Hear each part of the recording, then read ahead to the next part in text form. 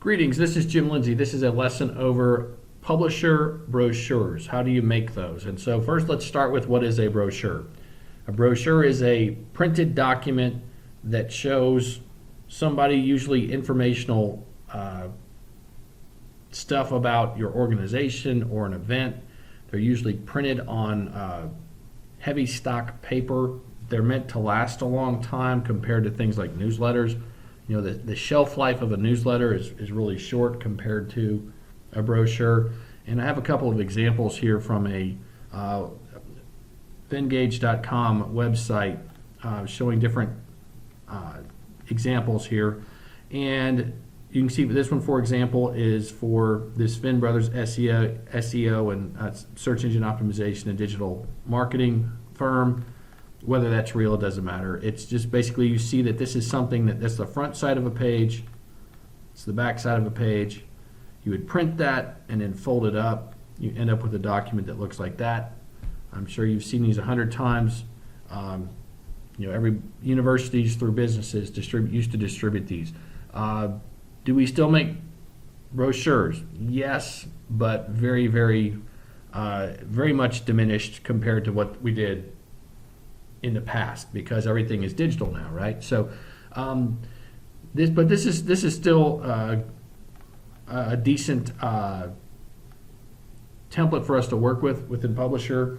It's our last one, and what I like about this one is you guys get to exercise your creativity more so than you have on any of the others, and so this is kind of a fun capstone for us with this application.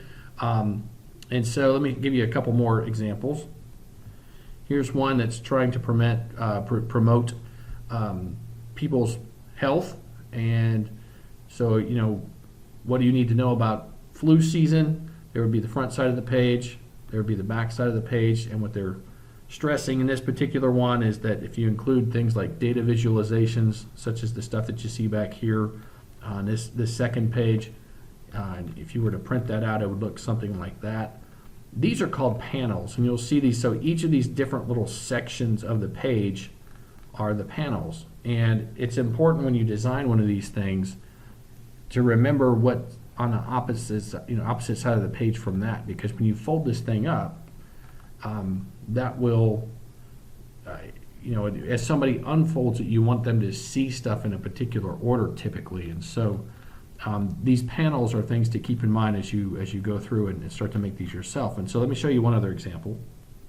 I think this one's really pretty. This is for a travel experience going over to Greece, and you can see it's I've forgotten the name of the town in Greece. I've never actually been there, but I've seen lots of pictures of this town with the white buildings and the blue tops, the blue roofs. It's very pretty. It has a picture of the coastline, kind of taking up that top third of the page there, like a big header. And then information about the different things that you could enjoy once you went there. So it's kind of a cool, another cool example of a brochure for you. So you can make these with Microsoft Publisher. It's real easy. You have all you should have all the skills now to work with Microsoft Publisher. At this point, it's just getting acquainted with this particular kind of publication and then how to employ these skills that you already know how to use. So let's jump over to the application, and I'll show you. All right, so I'm using Windows 10 and Publisher 2016, and whether you went back a whole bunch of versions like really old Publisher to Publisher 2019 or Publisher in Office 365, the instructions would be the same. What's interesting, this is a tangent, I'll chase it really fast. A long time ago, Publisher was way more capable than it is now. A long time ago, Publisher could make websites. It was a really cool app, but Microsoft has continued to strip stuff out. So it's like all it now is just desktop publishing, but it used to be all kind. You can make really good web forms, create the HTML from it, and then upload that to your web space.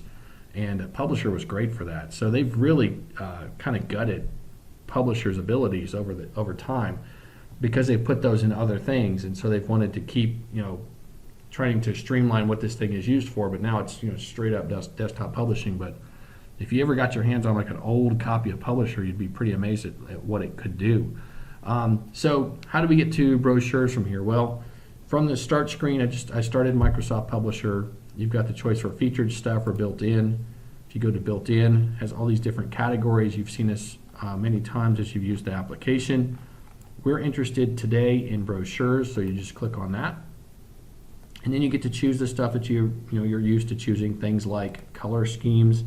And note now that you know all about the color wheel, and these color schemes are just basically employing these different relationships like complementary colors, triads, and complementary things like that through and naming them. So let's go to, say, like this mistletoe right here.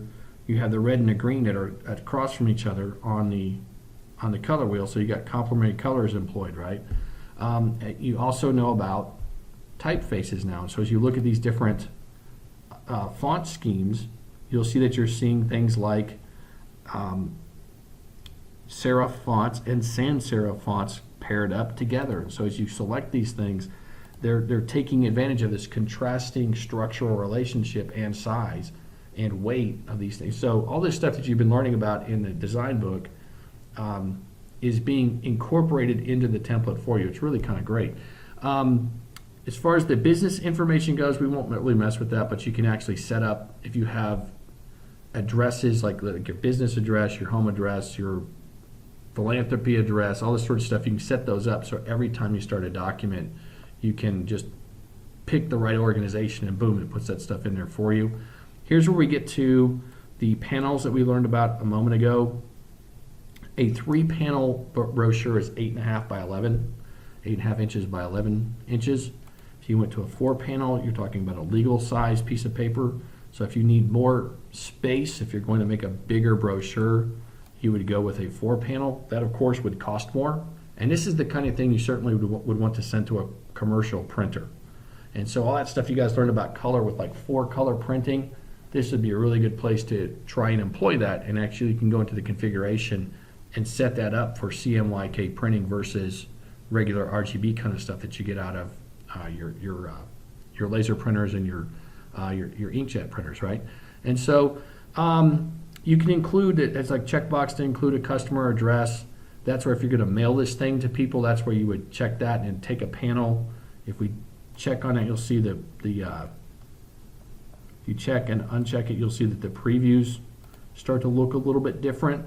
And what that's doing is it's putting space on the, let me go back to 3-panel just so you can see, you might be able to be a little bit clearer in these previews, but it's taking a whole spot and reserving that to where you can put like a mailing sticker or an address. So that's kind of nice.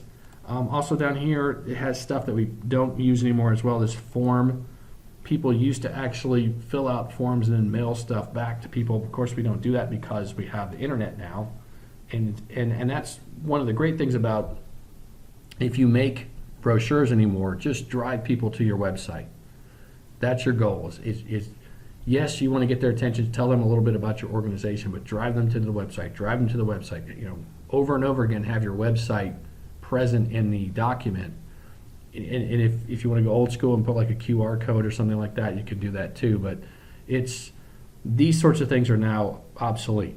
But at one time you actually did employ stuff like that. So if you go back in time and you get a job as a desktop publisher, there you go. So that's it. So you select what you want, you hit create, and it puts this document together for you. You see I chose a 3-panel, so I have an 8.5 by 11 piece of paper here. As I zoom in here, and as I zoom around the screen, it's just straight up, these are text boxes, these are images, and you just select those and modify those to promote whatever you're promoting. You guys will be promoting some sort of, this is the front side of the paper, it's the back side of the paper. That's a single sheet of paper that would be folded, and these blue lines that you see right here, they're not printed, you wouldn't see those once you print this. That's where you're supposed to fold the piece of paper that you would, and again, so keep that, where you're putting stuff, keep that in mind so that the panels actually match up and once it's folded and it looks good. Because I included an address box, that's there. So what you would really do is you would delete both, you might put your address in here. You'd probably put your address in here, but then delete that and then just print mailing labels and just put those stickers on there and send those to people. Or if you're going to print, you could do a mail merge too, because you can also through integration you basically can reach out to Exchange, reach out through Outlook, which you guys learned about and heard about through the Zoom interviews, and all your contacts that you have, you can make up lists and basically just print the specific addresses, titles, names, addresses, blah blah blah, on each individual document. So those are all things you can do. That's it. So hopefully you learned something new about publisher brochures. And what I love about this is that I just give you guys a topic and then who are some sponsors of this event, when is this supposed to take place, and then let you guys kind of go crazy with this and come up with your own brochures to promote that particular event. So that what comes back, if there's 14 of you, I'm going to get 14 totally different documents back, and that's really fun to grade. So please call me if you have questions. Thank you for your time and attention.